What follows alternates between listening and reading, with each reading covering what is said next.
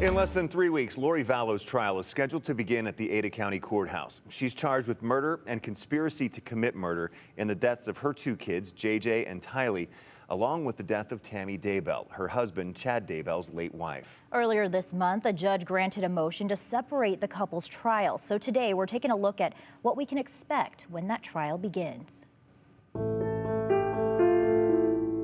Starting on April 3rd, media from across the country will descend on Boise, all in anticipation for the start of the trial for the Rexburg mom accused of murder and conspiracy to commit murder in the deaths of her two kids, JJ Vallow and Tylee Ryan, as well as Tammy Daybell.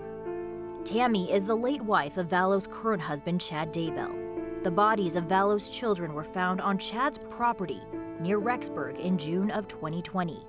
About 10 months after they were first reported missing. You know, it's been 4 years now, and it's still tough.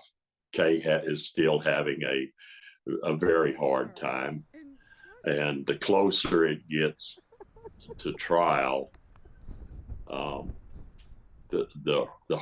finding now that it's getting harder on her.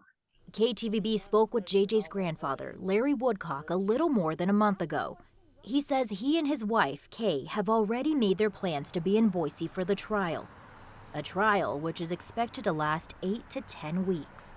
And where cameras have been banned from inside the courtroom. Last month, Judge Stephen Boyce severed Lori and Chad's case, meaning the couple will now be tried separately. Up until that ruling, they were scheduled to stand trial together. It's quite a bit of choreograph that needs to take place behind the scenes. Back in June, I sat down with Steve Hippler, the administrative district judge for the 4th District in Ada County, when preparations for this trial were already underway. Back then, he told KTVB they were making sure the courthouse facilities would accommodate Judge Boyce and his staff when they come from Fremont County to Ada County. They were also working with Judge Boyce and the jury commissioner to make sure a sufficient number of potential jurors were summoned from Ada County.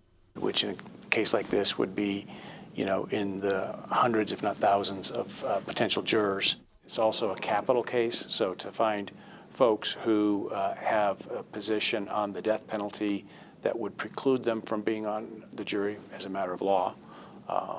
And so to kind of weed out people on that basis first, and then it's a matter of questioning the jurors individually to find if they can be fair and impartial. Come April 3rd, the public will be allowed to attend Vallow's trial through reserved seating. There will also be an overflow viewing room if the courtroom is filled. As for the loved ones of the victims, this is just the first step toward the closure they've been waiting years for. Because after this trial ends, a trial for Chad still needs to happen. And then for the Woodcocks, Lori Vallow will face another judge for charges in connection to the death of Charles Vallow, her 4th husband, and Kay's brother.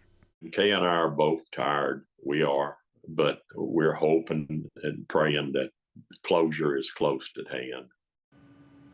And it's unclear how big the jury pool will be. What you just heard was what Judge Hippler told me back in June. We do know jurors will be filling out questionnaires on March 27th and 28th, and audio from inside the courtroom will also be released 24 to 48 hours after each court date.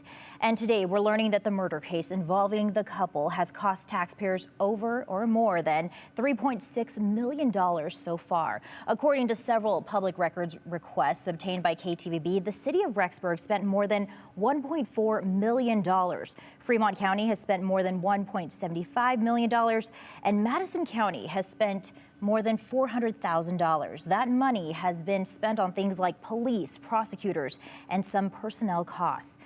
The expenses were first reported by East Idaho News and later verified by KTVB. For a complete breakdown, just head on over to this story at ktvb.com.